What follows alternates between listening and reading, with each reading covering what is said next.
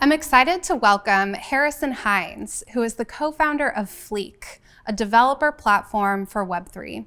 His company has raised $4 million to scale its product. Welcome, Harrison.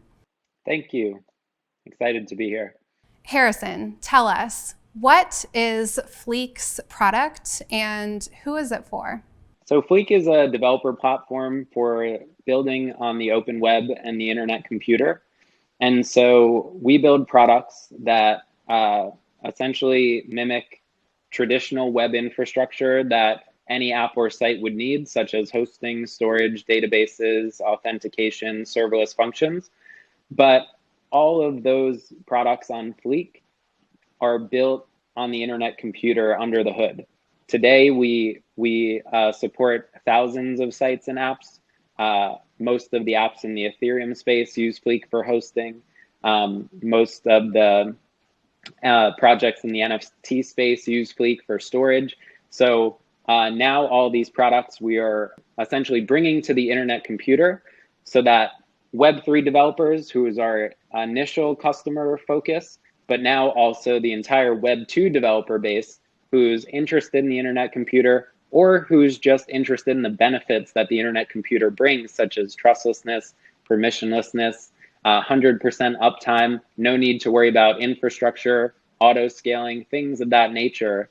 Now the entire Web2 ecosystem for the first time could actually be onboarded to Web3 because of the internet computer. And so Fleek makes that extremely easy to do, where you don't have to learn anything new. You don't have to, rewrite any code. You could do exactly what you're used to doing, but now get the benefits of the internet computer and move your application or site to the internet computer, basically in a few clicks. One of the main reasons startups shut down is because they can't scale their infrastructure. For a marketplace company like Uber or Airbnb, the business is only as strong as its network effects. For social platforms like Instagram, TikTok, or a dating app, you won't gain traction unless you see this viral user adoption. SaaS companies won't see revenue unless they grow an engaged base of paying customers.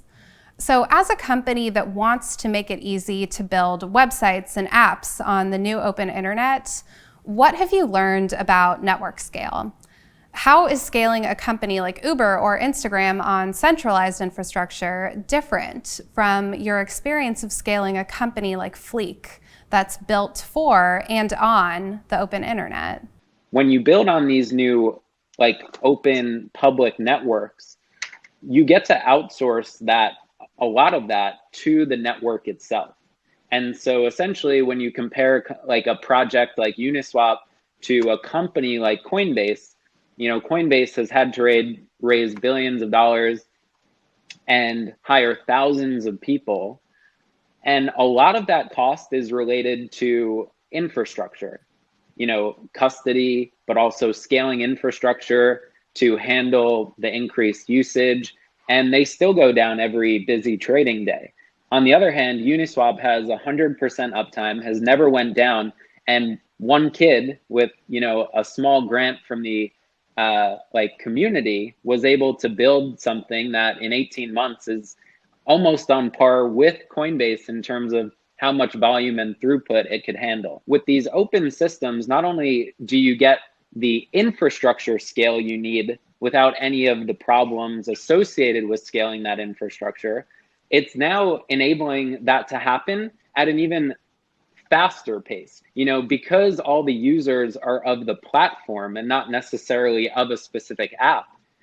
Any app that joins the platform now has the benefit of all these users, for example, who already have a MetaMask wallet, who already have, tokens in their wallet, the ability to service users without any friction, without needing to sign contracts, without needing to agree to terms. All these things makes just the ability, on the infrastructure side, to not need to worry about how do you scale an application like that, just have to worry about writing your app logic and outsource the infrastructure piece to the network and let it automatically and infinitely scale to what your app actually needs and never have to worry about those issues, And then on the other hand, being able to tap into that enormous user base that you would have had to work really hard for and pay a lot of money to acquire. Now on these open networks, it's kind of the opposite, where the user is already there and they're looking for good products. And so things are happening much, much faster.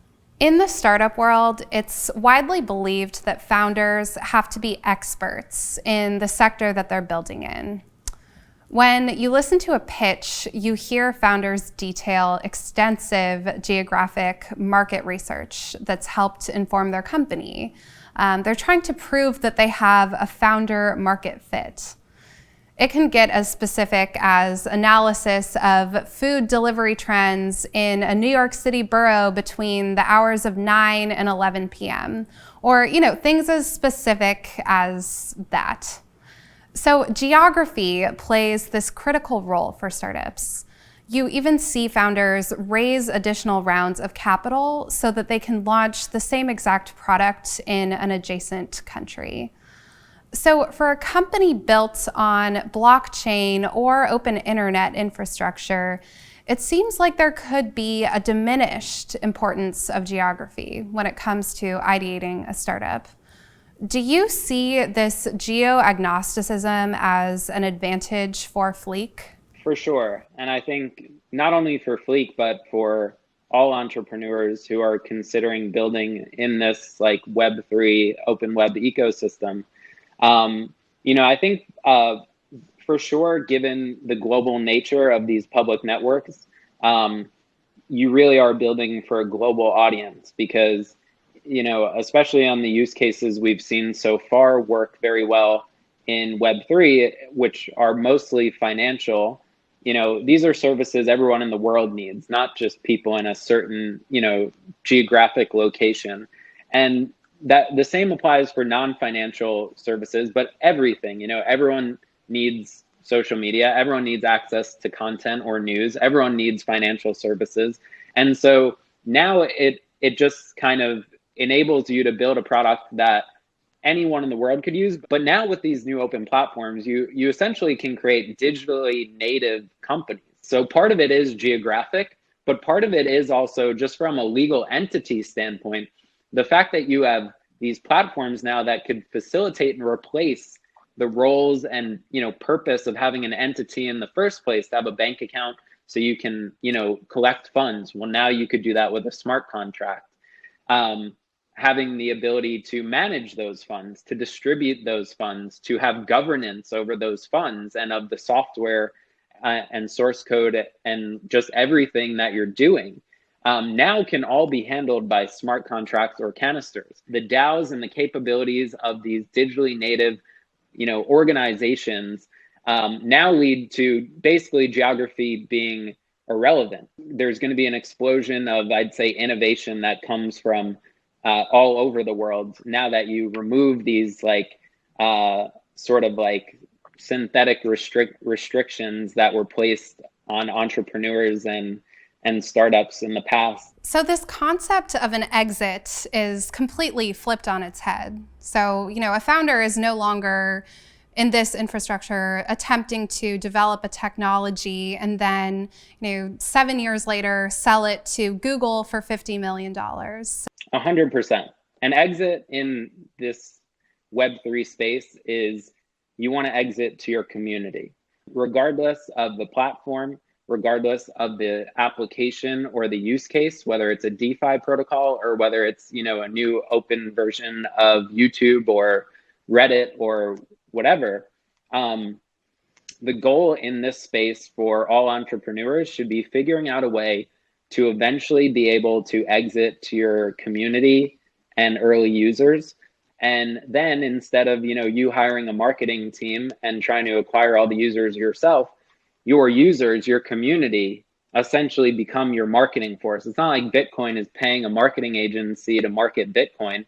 Every single person in the world who holds Bitcoin is the marketing department for Bitcoin. And that is much stronger and much more effective when we look back 20 years from now and understand, how did these tech giants go down? It's like, oh, they lost to these newcomers who actually distributed value fairly to everyone involved who was adding value to that network or platform. It's gonna be like, oh, well, that seems obvious. Tell me about your product roadmap. What does 2021 hold in store for you? Our databases, our serverless functions, our storage of user data or files or whatever it might be, our static front end, all the APIs we call out to, all of this infrastructure can be rebuilt as canister-based services. And so Fleek, the entire platform by the end of the year, will be a fully canister-based platform with a token distributed to a community that controls Fleek, and where it goes from there would be out of our control and essentially in the hands of the community, and the entire fate and future of Fleek would then essentially be determined by them. So that's what our roadmap looks like for this year, is kind of building all those different core web infrastructure pieces to have feature parity with a platform like AWS or Netlify, but everything built on top of the internet computer as canister-based services, and then ending with Fleek itself moving to those canisters and distributing a token that essentially controls the governance and everything about Fleek. Harrison, what advice do you have for an entrepreneur who's curious about developing their new startup on an open internet infrastructure as opposed to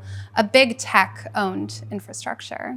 Figure out how to not build as a company, but instead build as a community-owned, token-controlled network. Over time, things are definitely moving to decentralized, networks that are essentially owned and governed by a community of token holders. And so when you're thinking about building in this space, really that's where people should be thinking, is not so much how can I build a company to do this thing, but how can I build a decentralized, community-owned version of this thing.